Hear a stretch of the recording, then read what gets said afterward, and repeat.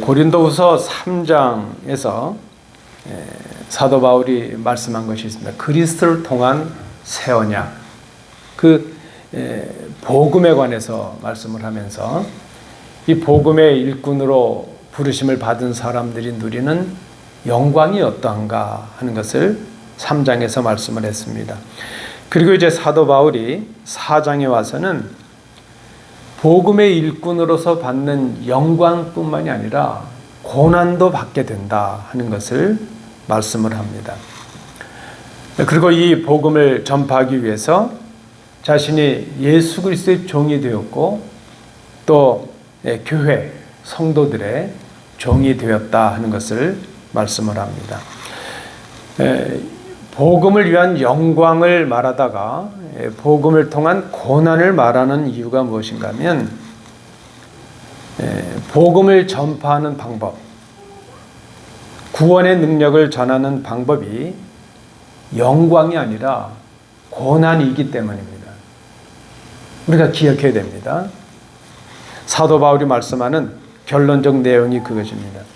복음을 전달하는 방법은 고난이라는 것입니다. 고난. 이 고난에 대해서 여러 가지 해석이 있습니다. 불교적 해석에 따르면 불교는 그 고난을 고통으로 해석을 하죠.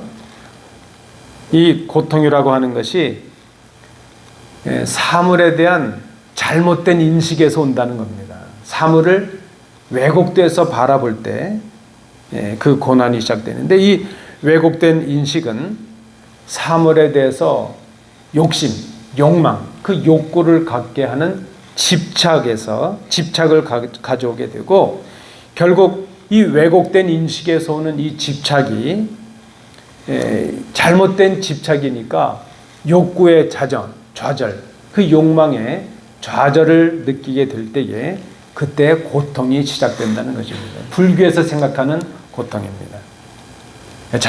자기가 뭔가 사물을 바라보면서 욕망을 가졌는데 그 자기 자신의 욕구가 충족되지 않을 때에 그때 고통이 시작된다, 그렇게 말합니다. 그래서 불교에서 말하는 고통을 해결하는 방법은 깨달음을 얻어서 사물을 바로 바라봄으로 집착을 갖게 하는 욕심을 버리는 것이라, 그렇게 말을 합니다. 그래서 생각을 바꾸면 고난이 사라진다, 그렇게 말합니다.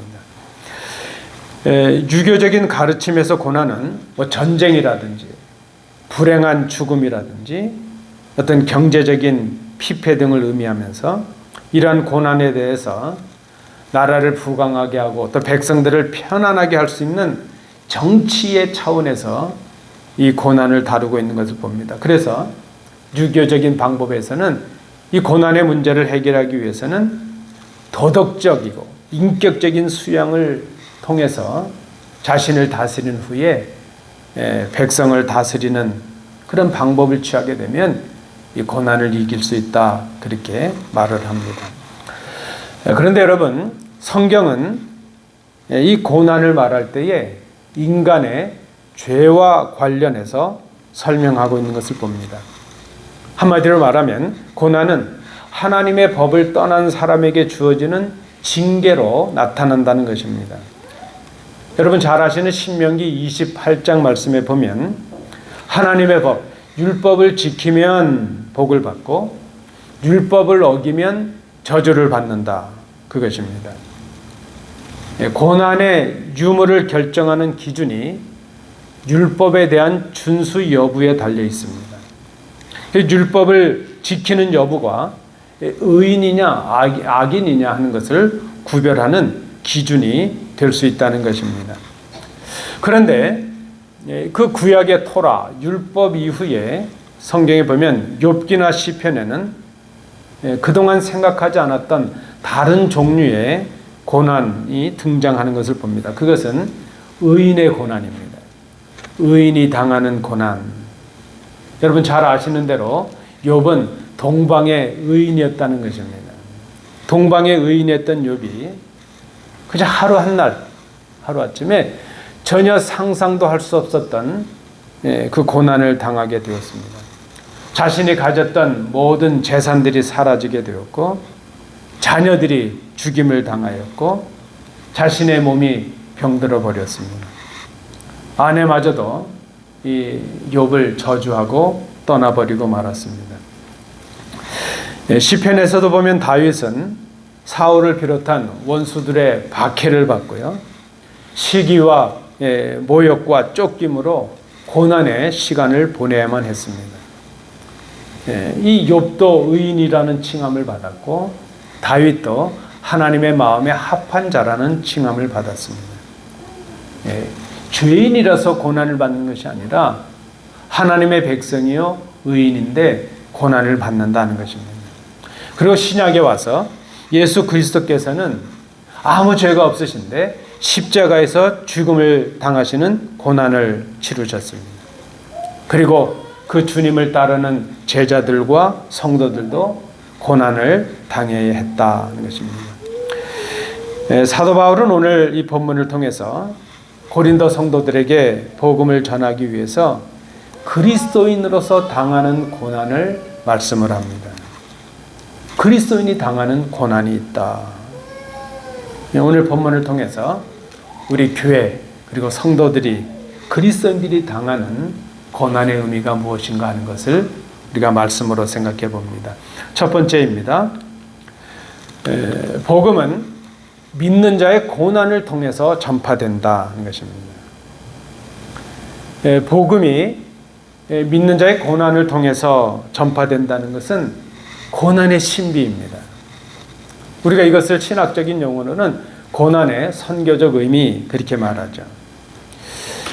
물론 우리 인간들이 당하는 그 고난은 인간의 죄나 혹은 우리 인간의 연약함이나 실수로 인한 것들일 수 있습니다. 그런데 믿는 사람들이 당하는 고난에는 복음을 전하게 하시기 위해서 복음을 전하게 하시려고 하나님께서 특별히 허락하신 고난이 있을 수 있다는 것을 우리가 기억해야 됩니다. 하나님께서 허락하신 고난이 있다. 오늘날 이 땅의 교회들이 고난을 당합니다. 얼마나 많은 성도들이 고난을 당하고 있는지 모릅니다. 그렇게 고난 당하는 교회를 보고 고난 당하는 성도들을 볼 때에 우리가 쉽게 말해서는 안 됩니다. 뭔가 지은 죄가 있으니까 그렇겠지. 저 죄값으로 고난을 당하는 거야. 그렇게 쉽게 말하지 말아야 됩니다. 사도 바울은 오늘 본문에서 이렇게 말합니다. 사도 바울은 첫 번째 창조를 통해서 빛을 창조하신 하나님께서 예수 그리스도를 통해서 인간을 새로운 피조물이 되게 하심으로 하나님의 영광을 아는 빛을 비추셨다. 그렇게 말씀을 합니다. 우리 연약한 인간이 그리스도를 통해서 그의 얼굴에 나타난 하나님을 보게 되었습니다. 그로 인해서 죄인된 인간을 하나님의 자녀가 되게 하셨고 죽었던 인간들을 영원히 살 수 있는 존재가 되게 하셨습니다. 그것이 바로 예수 그리스도를 통해 계시하신 복음이었습니다. 사도 바울은 이제 이 복음을 전하기 위해서 자신이 그리스도의 종이 되었다 그렇게 고백합니다. 로마서 1장 1절이나 또 빌립보서 1장 1절에도 보면 예수 그리스도의 종 바울은 그리스도 예수의 종된 바울은 그렇게 자신을 고백합니다. 근데 여러분 예수 그리스도의 종이 되었다 하는 것은 곧 사람들을 위한 종이 된다는 것을 의미합니다. 그래서 오늘 본문에서 사도 바울은 그렇게 말하죠. 예수를 위하여 우리가 너희의 종이 되었다 그렇게 고백을 합니다. 복음 전도자로서 그리스도를 통해서 하나님의 빛의 영광을 소유한 그 복음 전도자로서 사도 바울이 깨달은 것이 무엇인가?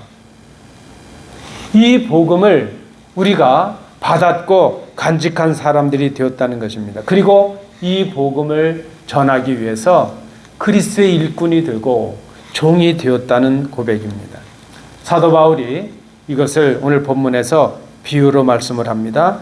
우리가 이 보배를 질그릇에 가졌으니 말씀을 합니다. 이 보배를 질그릇 속에 가졌다. 보배가 그리스도시요 복음이라면 질그릇은 우리 전도자들, 믿는 자들을 상징적으로 말씀을 합니다. 이 말씀에는 우리가 두 가지 의미가 있는 것을 봅니다. 먼저는 복음 전파의 역사는 연약한 질그릇 같은 우리 인간의 능력이 아니라 하나님의 능력을 통해서 이루어진다 하는 것을 말씀을 합니다. 그리고 두 번째 의미가 있습니다. 그것은 질그릇이 깨져야 복의 아름다움과 화려함이 드러난다 하는 것입니다. 보배와도 같은 복음을 깨지기 쉬운 질그릇 같은 우리 인간이 간직하게 되었습니다. 여러분, 옥합이라는 것 있지 않습니까? 그 옥합이 깨져야 그 속에 있는 향유가 향기를 발할 수 있지 않습니까? 옥합이 깨져야 향유가 드러나는 것처럼 질그릇은 우리 믿는 자의 삶이 고난을 통해서 부서질 때에 보배이신 예수 그리스도가 드러난다는 것입니다. 믿는 자의 이 삶이 질그릇 같은 우리 삶이 깨질 때에 보배인 복음이 드러나게 되고 구원의 역사가 이루어질 수 있다는 바로 그 말입니다. 그래서 여러분, 믿는 자에게 고난이 있다는 것을 우리가 인정해야 됩니다. 왜 내가 이렇게 열심히 기도하는데 고난이 있고 내가 이렇게 봉사를 하고 예수 잘 믿는데 나에게 고난이 있는가? 그렇게 생각하지 말아야 됩니다. 예수 그리스도께서는 우리를 복음으로 자유케 하셨습니다. 그러나 복음을 위하여 예수 그리스도의 종됨과 사람들의 종됨의 삶을 살아가는 성도는 바로 이 보배를 간직한 깨어지는 질그릇과도 같습니다. 복음을 위하여, 그리스도를 위하여 우리의 인생을 송두리째 깨트려버리는 고난이 우리에게 있을 수 있습니다. 근데 여러분, 고난이 임할 때 우리가 예수 그리스도를 붙잡고 그분을 드러내는 삶을 사는 것, 그것이 바로 복음 증거의 삶이요, 우리 믿는 자의 삶이라 말할 수 있습니다. 하나님께서는 오늘도 부서지는 성도의 삶을 통해서, 깨트려지는 성도의 삶을 통해서, 고난 한가운데에서 복음을 부여잡는 그 성도들의 삶을 통해서 하나님의 구원의 역사, 복음의 역사를 이루신다는 것을 오늘 본문이 말씀하고 있습니다. 복음은 믿는 자의 고난을 통해서 전파된다. 두 번째 교훈입니다. 우리가 본문에서 발견하는 것, 복음을 위한 고난은 예수 그리스도를 본받는 길이다 하는 겁니다. 여러분 10절을 보십시오. 10절에서 사도 바울이 예수님의 죽으심을 말씀을 합니다. 우리가 항상 예수의 죽음을 몸에 짊어짐은 예수의 생명이 또한 우리 몸에 나타나게 하려 함이라. 예수님의 생명, 그것은 죽으심을 통한 생명입니다. 예수님의 생명은 죽음의 과정, 죽음의 고난을 통과한 생명이었습니다. 예수님께서는 십자가의 죽으심을 통해서 부활의 생명으로 이르셨습니다. 그래서 예수님께서 걸어가신 길은 십자가의 죽음의 길이요, 또한 그 죽음을 통한 부활의 생명의 길이었다는 것을 우리가 깨달아야 됩니다. 하나님의 아들이 인간의 몸을 입고 이 세상에 오신 것 그 자체가 고난이었습니다. 영원하신 하나님이 제한적인 인간 세상 속에 오신 것, 그것이 고난이었습니다. 그런데 빌립보서에 보면 어떠합니까? 그 하나님께서 하나님과 동등됨을 취할 것으로 여기지 아니하시고 자기를 비우시고 종의 형체를 가지셨습니다. 사람들과 같이 되셨습니다. 죽기까지 복종하시고 십자가에 죽으셨습니다. 그것이 바로 예수님께서 당하신 고난이었다, 성경이 기록합니다. 예수님은 이 일들을 위해서 당신이 당하는 모든 멸시와 조롱과 고난과 고통을 참으셨습니다. 이유가 있는데, 이유는 단 한 가지였는데, 당신이 고난을 당하시고 죽음을 당하심으로 우리에게 하나님의 생명을 주시기 위함이었습니다. 예수 그리스도는 하나님의 사랑을 드러내기 위해서 스스로를 깨트리신 질그릇과도 같았다. 오늘 본문의 말씀입니다. 복음 전파자로서 그리스도의 종된 사도 바울이 걸어가야 될 길, 바로 그 길은 예수 그리스도께서 먼저 걸어가신 그 길이었습니다. 이 길을 앞서가신 주님께서 제자들에게 이런 말씀을 하셨습니다. 마태복음 16장 24절 말씀에 이에 예수께서 제자들에게 이르시되 누구든지 나를 따라오려거든 자기를 부인하고 자기 십자가를 지고 나를 따를 것이니라. 여러분, 자기를 부인하고 자기 십자가를 지고 주님을 따르는 길, 그것이 무엇입니까? 자기를 부인하고 자기 십자가를 지고 주님을 따르는 그 길은 오늘 본문의 의미대로 말하면 복음을 위하여, 그리스도를 위하여 자신을 깨트리는 삶이라 말할 수 있습니다. 그 길은 겉으로 보여지기에는 죽음의 길처럼 보여집니다. 실상 그 길은 생명으로 우리를 인도하는 생명의 길이라는 것입니다. 우리 그리스도인들의 신앙의 목표점이 무엇이겠습니까? 그리스도를 본받는 것 아닙니까? 그리스도를 본받는 길은 고난의 죽음으로만 끝나는 길이 아니라 죽음 이후에 영원한 생명으로 이어지는 길인 것을 우리가 생각해야 됩니다. 죽으면 다시 삽니다. 주님은 당신의 죽으심과 부활을 통해서 하나님의 나라를 전파하셨습니다.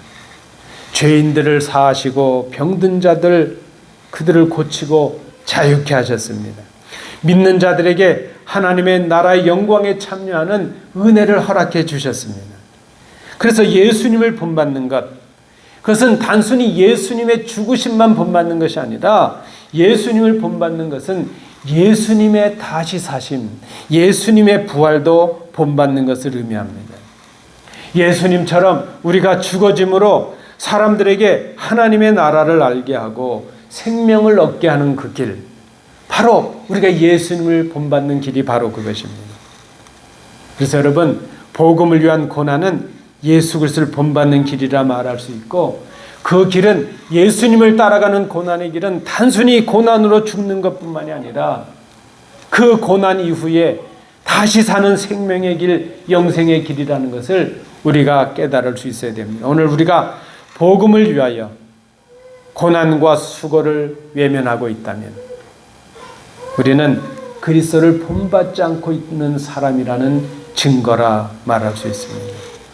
참 믿음에 거한다면 고난을 당할 수가 있습니다. 예수 그리스도를 본받는 길이 바로 고난과 죽음과 생명으로 이어지는 길이기 때문입니다. 마지막 세 번째, 오늘 본문에서 나타나는 교훈입니다. 믿는 자의 고난은 죽음에 넘겨지는 고난이다. 아까 서두에 제가 불교의 어떤 가르침을 소개했는데, 고난은 그들의 가르침처럼 사물에 대한 인식을 바꾸는 마음의 문제만이 아니라는 겁니다. 또는 유교적 가르침처럼 고난은 사회 정치적으로 드러나는 육체에 관한 문제로 국한된 것이 아니라는 겁니다. 오늘 우리가 당하고 있는 그 고난, 특별히 믿는 자가 당하고 있는 고난은 실제적이고 구체적입니다. 우리의 육체와 정신을 포함한 전인격적이요 영적인 문제로 다가옵니다. 우리의 마음만 바꾼다고 해결되는 게 아닙니다. 사도 바울은 믿는 자가 복음을 위해 당하는 고난이 실제적이고 구체적이라는 것을 오늘 본문에서 말씀을 합니다. 본문을 보시면 그것은 사방으로 우겨쌈을 당하는 일이 될 수 있다는 것입니다. 이 우겨쌈을 당한다는 것은 어떤 의미인가 하면요, 집을 짜기 위해서 포도를 틀에 놓고 짓누르는 것, 그것이 우겨쌈을 당한다는 겁니다. 여러분, 우리가 이런 고난을 당할 때가 있잖아요. 사방으로부터 정말 우리의 마지막 물 한 방울까지, 진해까지 빠지는 것 같은 그런 짓누름, 억누름을 당할 때가 있지 않습니까? 오늘 본문에 보십시오. 답답한 일을 당하는 일이라 그랬습니다. 이건 사방에서 적군들이 우리를 포위해서 그저 꼼짝달싹 못하도록 움직일 틈이 없는 그런 상태가 된 것, 그것을 답답한 일을 당하는 일, 그렇게 말했습니다. 여러분, 우리가 살아가면서 답답한 적이 한두 번입니까? 전혀 길을 찾지 못할 때가 있지 않습니까? 그리고 박해를 받는 일, 거꾸로뜨림을 당하는 일이 있다 그랬습니다. 신앙을 지키고 복음을 지키다가, 복음을 전하다가 받게 되는 육체적인 고통을 말합니다. 여러분, 우리 믿는 자들이 당하는 고난은 이렇게 인격적이고 육체적이고 정신적이고 영적인 그런 고통입니다. 오늘 본문의 11절은 이 모든 고난을 한마디로 이렇게 정리합니다. 예수를 위하여 죽음에 넘겨지는 일, 이렇게 정리를 합니다. 여러분, 우리가 당하는 고난이 그런 일입니다. 실제로 죽는 것 같은 죽음에 이르는 고난일 수가 있습니다. 믿는 우리가 이런 고난을 당하게 될 때에 여러분, 우리가 흔들릴 수가 있다는 것입니다. 여러분, 정말 우리가 이유도 모를 고난 당할 때 그런 생각이 들지 않으세요? 왜 저렇게 믿음으로 살아가는 사람들이 고난을 당하고 저렇게 선한 의인이 고난을 당하는가? 왜 이렇게 악인들은 형통한데 믿는 교회는 이렇게 고난을 당하고 어려움을 당하는가? 여러분, 그때 하나님에 대한 의심이 들지 않으세요? 내 믿음에 회의가 들지 않으세요? 내가 정말 예수님을 잘 믿고 있는 것인가? 하나님이 살아계시긴 한 것인가? 그 고난의 순간에 철저하게 버림받은 것 같고 그저 이 세상에 덜커니 나 혼자 외톨이로 남겨진 것 같기도 하고 아무도 나의 마음을 알아주지 않는 고독과 외로움을 느낄 때가 한두 번이 아닙니다. 여러분, 주님께서 당하신 고난이 그저 감상적인 마음의 고난이었겠습니까? 십자가에 달리신 주님께서도 절규하고 계시지 않습니까? 엘리 엘리 라마 사박다니, 나의 하나님 나의 하나님 어찌하여 나를 버리셨나이까? 철저하게 하나님께로부터 버리심을 받는, 그리고 실제로 죽이심을 당하는, 생명이 끊어지는 그런 고난이 우리에게 있는 고난입니다. 오늘 본문은 말씀을 합니다. 믿는 자의 고난은 죽는 고난이다. 질그릇이 깨어지는 고난입니다. 내 존재가 무너지고 내 삶이 무너지는 고난이요, 내 자존심이 짓밟혀지고 내 존재 자체가 사라지는 그런 죽음의 고난이라는 것입니다. 내가 애써서 소유한 내 물질을 빼앗겨야 될 때가 있고 주어야 될 때가 있고, 촛불이 태워지는 것처럼 내 자신이 태워지고 희생되어져야 되는 그런 고난일 수 있다는 것입니다. 그런데 여러분, 복음을 위하여 죽으면 다시 산다는 것입니다. 우리 아까 말씀 나누신 것처럼 예수님을 본받는 고난은 고난 자체로, 죽음 자체로 끝나는 것이 아니라 고난 이후에 생명으로 이어집니다. 그리스도를 위하여 죽으면 다시 삽니다. 생명을 심으면 생명으로 다시 납니다. 말씀을 다시 보십시오. 사방으로 우겨쌈을 당해도 쌓이지 않게 하신다 말씀합니다. 답답한 일을 당해도 낙심하지 않게 하신다 말씀을 합니다. 박해를 받아도 버림받지 않게 하신다. 거꾸로 들임을 당하여도 망하지 않게 하신다. 우리는 복음을 위하여 예수님을 따라 죽음을 몸에 짊어졌는데, 죽음의 고난을 몸으로 짊어졌는데, 하나님은 예수의 생명이 우리 몸 속에서 나타나게 하신다는 그 말씀입니다. 또 복음을 위하여 이 죽어지는 고난을 달게 받으면 죽어진 우리 육체 속에 생명을 잉태하는 역사를 우리에게 허락해 주신다는 겁니다. 먼저 믿은 우리가 죽음으로 믿지 않는 저들이 다시 사는 역사가 일어납니다.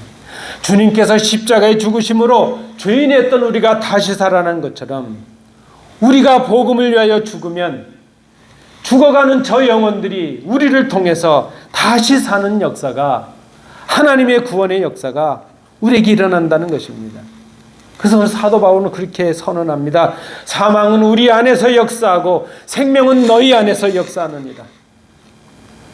우리가 복음을 위하여 오늘 죽으면 복음을 통해서, 구원을 통해서 다시 사는, 함께 사는 하나님의 영원한 나라를 소유하는 구원의 역사가 우리 가운데 있다는 것입니다. 여러분 기억하십시오. 믿는 우리에게 오늘 다가오는 고난은 실제적이고 구체적입니다. 그저 감상적으로, 그저 추상적으로 왔다 가는 고난이 아닙니다. 우리의 살이 찢길 수 있고, 우리가 희생할 수 있고, 우리가 무너질 수 있는 그런 고난입니다. 실제 그 고난이 우리를 죽음의 자리로 이끌 수도 있습니다. 얼마나 많은 믿음의 선배들이, 선조들이 이 믿음을 지키고 복음을 전하다가 그저 이 땅에 그 순교의 피를 쏟았는지 모릅니다. 그런데 여러분, 설령 우리가 그 복음을 위하여, 그리스도를 위하여 이 땅에 죽어진다 할지라도 우리는 다시 사는 부활의 역사를 경험한 사람들이라는 것을 기억해야 됩니다. 죽음의 고난 앞에서 예수님을 따라 믿음으로 죽으면 다시 삽니다. 믿음으로 내가 죽으면 나도 살고 저도 삽니다. 주님의 역사가, 주님의 능력이 우리를 고난의 자리에서 생명의 자리로 이끌어 주시기 때문입니다. 말씀을 맺습니다. 믿는 우리에게도 고난이 있습니다. 열심히 기도했는데 고난이 있고요. 예수님을 잘 믿는데 고난이 있습니다. 아니, 오히려 예수 믿기 때문에 더 고난이 임하기도 합니다. 그 고난이 끊이질 않습니다. 우리가 당하는 이 고난은 죽음에 이르는 고난입니다. 세상은 말합니다. 죽음으로 모든 것이 끝이라 선언합니다. 그래서 죽지 않으려고 애를 씁니다. 그러나 믿는 우리에게 죽음은 생명을 위한 과정일 뿐입니다. 우리는 예수님을 통하여 죽어도 다시 사는 사람들이 되었습니다. 그래서 우리는 이 고난을 다른 의미로 바라볼 수 있어야 됩니다. 믿는 우리에게 고난은 다른 의미가 있습니다. 우리의 고난의 삶이 주님의 영광을 드러내는 삶의 자리가 되어야 합니다. 우리가 당하는 고난이 복음을 전하는 삶이어야 됩니다. 그때 우리의 고난의 의미가 바뀌게 됩니다. 우리가 당하는 고난이 복음을 전파하는 기회가 되게 하십니다. 우리의 고난이 예수 그리스도를 본받는 삶이 되게 하십니다. 우리의 고난이 죽음을 넘어 생명에 이르는 영광이 되게 하십니다. 이것이 바로 우리를 향하신 하나님의 사랑이요, 그리스도를 통해 우리에게 허락하신 구원의 복음입니다. 우리가 이 복음을 간직한 사람들이 되었습니다. 이 보배를 질그릇과도 같은 연약한 우리에게 담아주셨습니다. 여러분, 우리가 깨어지면 이 보배가 드러납니다. 사도 바울의 고백을 빌립니다. 빌립보서 1장 20절. 이 복음의 비밀을 깨달은 사도 바울이 이렇게 고백합니다. 이제 내가 살든지 죽든지 내 몸에서 그리스도를 존귀하게 하는 삶을 살기를 원하노라. 그것이 바로 믿는 자의 삶이요, 이 보배를 질그릇 속에 담아주신 하나님의 뜻을 이루는 삶입니다. 사랑하는 성도 여러분, 우리가 누구입니까? 우리는 그리스도를 담은 그리스도의 질그릇입니다. 오늘 이 말씀 앞에서 헌신을 결단하시는 복된 주의 자녀들 되시기를 축복합니다. 기도합니다.